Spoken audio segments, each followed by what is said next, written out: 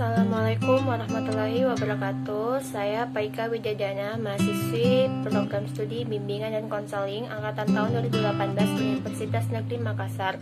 Di sini saya akan menjelaskan rangkuman beberapa materi yang telah ditampilkan dalam mata kuliah bimbingan dan konseling anak berkebutuhan khusus.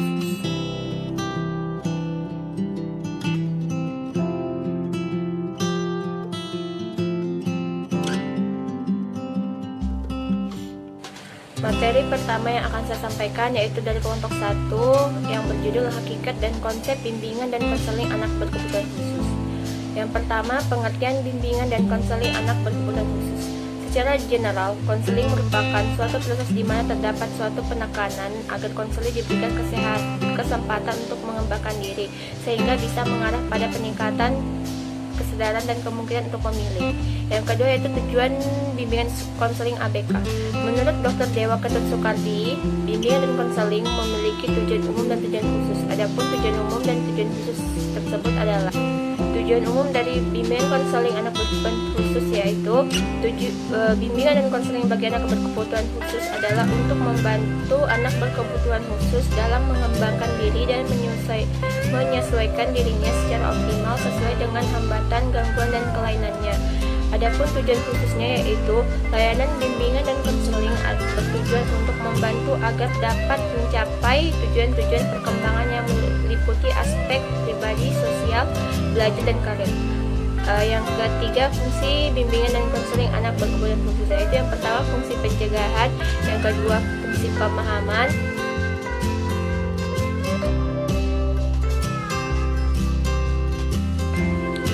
selanjutnya kita beralih ke kelompok 2 yang membahas tentang jenis-jenis anak berkebutuhan khusus. Yang pertama, jenis-jenis anak berkebutuhan khusus antara lain tunanetra atau anak yang memiliki gangguan penglihatan, yang kedua tunarungu, anak yang mengalami gangguan pendengaran, yang ketiga tunalaras, anak yang mengalami gangguan emosi dan perilaku, yang keempat tunagrahita, yang kelima tunadaksa atau mengalami kelainan anggota tubuh atau gerak, yang keenam cerebral palsy, yang ketujuh anak gifted atau anak berbakat, yang ke-8 autisme, yang ke-9 attention deficit disorder with hyperactive atau ADHD, yang ke-10 lamban belajar atau slow learner, yang ke-11 anak yang mengalami kesulitan belajar. Lalu kita membahas penyebab anak berkebutuhan khusus. Yang pertama pada masa prenatal yaitu infeksi kehamilan, kedua gangguan genetika, yang ketiga usia ibu hamil, yang keempat keracunan saat hamil, yang kelima penyakit menahun seperti TBC, yang keenam pengalaman traumatik. Pada masa perinatal, adapun penyebabnya itu proses kelahiran lama atau prematur, yang kedua kelahiran dengan alat bantu, yang ketiga kelahiran sungsang, yang keempat tulang ibu yang tidak proporsional. Pada tahap pasca natal, penyebab anak berkebutuhan khusus seperti kekurangan zat makanan, gizi, dan nutrisi, yang kedua kecelakaan, yang ketiga keracunan.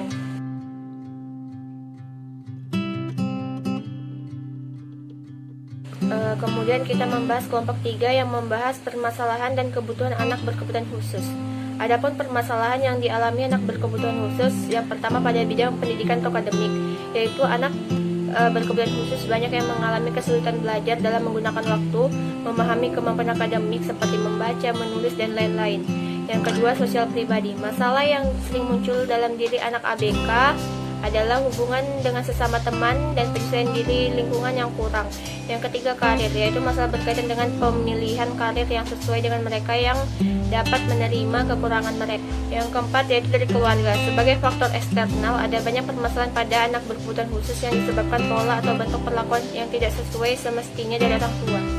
Adapun kebutuhan anak berkebutuhan khusus, yang pertama kebutuhan fisiologis seperti lapar, haus, dan lain sebagainya.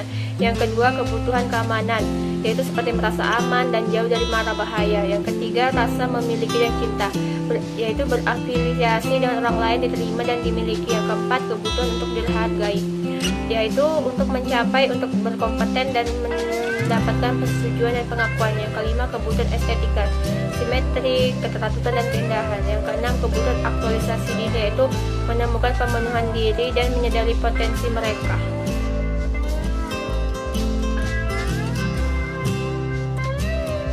Lanjut pada kelompok 4. Yang pertama, pengertian ADHD, autis, retardasi mental, talented, dan gifted. Yang pertama, ADHD. Ditinjau secara psikologis, hiperaktif adalah gangguan tingkah laku yang tidak normal yang disebabkan oleh disfungsi neurologi dan dengan gejala utama tidak mampu memusatkan perhatian. Yang kedua, autis. Autisme adalah gangguan perkembangan kompleks yang gejala-gejalanya meliputi perbedaan dan ketidakmampuan komunikasi sosial, kemampuan motorik kasar, motorik halus, dan kadang-kadang kemampuan intelektual. Yang ketiga, retardasi mental atau tunagrahita.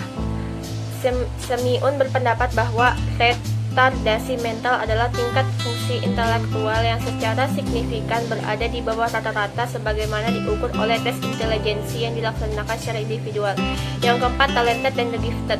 Talented atau berbakat istimewa adalah kemampuan yang tidak mengacu pada batasan intelijensi di atas 130. Akan tetapi, talented mempunyai salah satu atau beberapa bidang prestasi yang menonjol yang melebihi rata-rata, dan prestasi tersebut tidak selalu dalam bidang akademis. Sedangkan gifted atau cerdas istimewa merupakan istilah yang diberikan untuk menjelaskan kondisi seseorang yang memiliki kemampuan atau potensi melakukan sesuatu jauh di atas rata-rata orang dengan usia yang sama.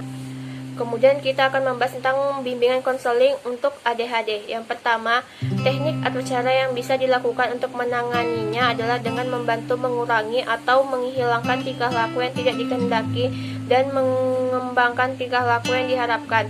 Salah satu layanan bimbingan dan konseling yang cocok untuk ADHD adalah layanan konsultasi. Yang kedua, retardasi mental atau tunagrahita. Layanan yang cocok untuk penderita retardasi mental yaitu layanan orientasi, layanan pembelajaran, layanan konseling individu, dan layanan konseling kelompok.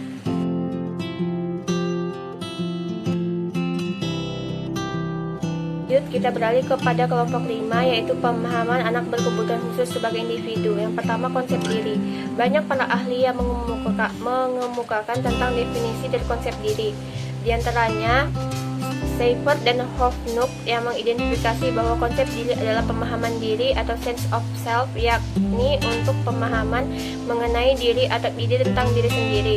Konsep diri seseorang dapat dipengaruhi oleh beberapa faktor, yakni yang pertama, pengalaman, terutama pengalaman interpersonal yang memunculkan perasaan positif dan perasaan berharga. Yang kedua, kompetensi dalam area yang dihargai oleh individu dan orang lain. Yang ketiga, aktualisasi diri, atau implementasi dan realisasi dari potensi pribadi yang sebenarnya. B. Konsep diri bagi anak berkebutuhan khusus. Pembentukan konsep diri sangat dipengaruhi oleh bagaimana kondisi individu secara keseluruhan. Sebagaimana disebutkan di atas bahwa ada 3 faktor pembentuk konsep diri yang meliputi pengalaman, kompetensi dalam area yang dihargai oleh individu dan orang lain, serta aktualisasi diri atau implementasi dan realisasi dari potensi pribadi yang sebenarnya. C. Intervensi pendidikan dalam membentuk konsep diri yang positif bagi anak berkebutuhan khusus. Telah dijelaskan sebelumnya bahwa konsep diri pada setiap individu terus mengalami proses perkembangan sepanjang tentang kehidupannya. Pada anak berkebutuhan khusus, kondisi yang berbeda baik secara fisik maupun psikis yang melekat pada diri mereka akan memicu munculnya respon negatif dari lingkungan, di mana anak berkebutuhan khusus ini melakukan aktualisasi diri. Di antaranya, respon lingkungan yang sering dipersepsi oleh ABK dari lingkungannya adalah sikap resistensi yang cukup tinggi terhadap dirinya dengan segenap keterbatasannya, yang hal ini akan membentuk persepsi yang buruk terhadap diri ABK akan keberadaan dirinya.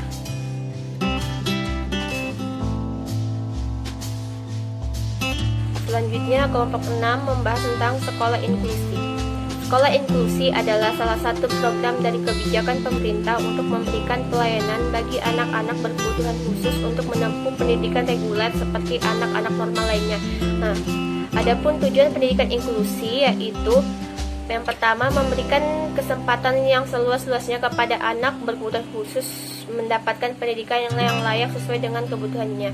Yang kedua, membantu mempercepat program wajib belajar pendidikan dasar. Yang ketiga, membantu meningkatkan mutu pendidikan dasar dan menengah untuk menekan angka tinggal kelas dan putus sekolah. Yang keempat, memenuhi amanat Undang-Undang Dasar 1945. Adapun standar penyelenggaraan pendidikan inklusi. yaitu yang pertama harus memiliki tenaga pendidik yang mumpuni, yang kedua sarana prasarana, yang ketiga kurikulum yang dapat mencakup semua termasuk anak normal dan anak berkebutuhan khusus, yang keempat adanya monitoring dan evaluasi yang dilakukan oleh dinas pendidikan terkait untuk mengevaluasi sekolah inklusi apa sudah baik atau tidak.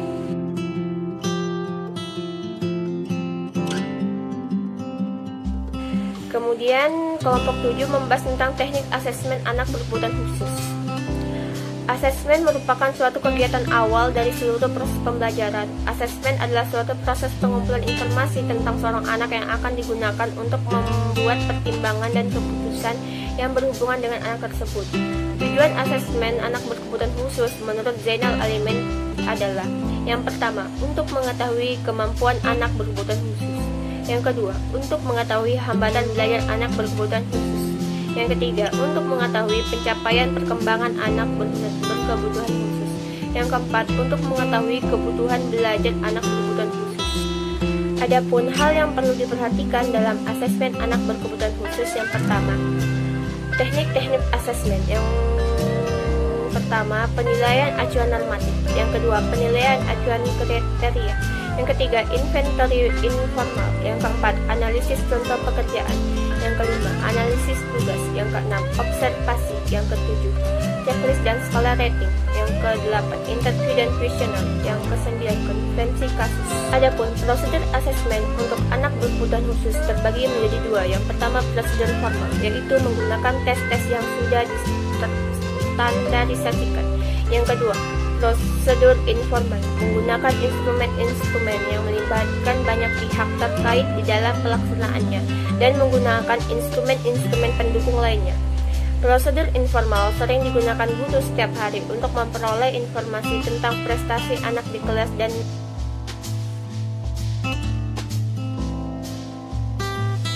kemudian kita akan membahas kelompok 8. Yang pertama, model pendidikan anak berkebutuhan khusus. A. Model segresi. Model ini mencoba memberikan layanan pendidikan secara khusus dan terpisah dari jenis anak normal maupun anak berkebutuhan khusus lainnya. Yang kedua, model kelas khusus. Model ini adalah model yang tidak berdiri sendiri layaknya SLB, melainkan keberadaannya ada di sekolah umum atau reguler, dan keberadaan kelas khusus ini sifatnya tidak permanen, melainkan didasarkan ada atau tidak adanya anak yang memerlukan pendidikan khusus. Yang ketiga, model sekolah dasar luar biasa.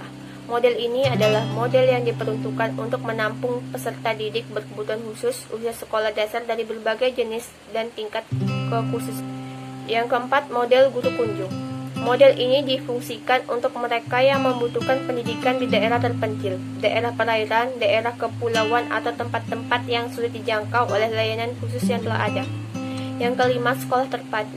Sekolah terpadu pada hakikatnya seperti sekolah normal pada umumnya, tetapi menerima anak berkebutuhan khusus untuk bisa belajar bersama di dalamnya. Yang keenam, pendidikan inklusi. Inklusi berarti terbuka. Jadi pendidikan inklusi adalah pendidikan yang terbuka bagi siapa saja yang ingin belajar di dalamnya. Teknik anak berkebutuhan khusus. Yang pertama, pendekatan individu atau individual approach. Yang kedua, pendekatan tingkah laku atau behavioral approach. Yang ketiga, pendekatan realitas atau reality approach. Sekian penjelasan dari saya.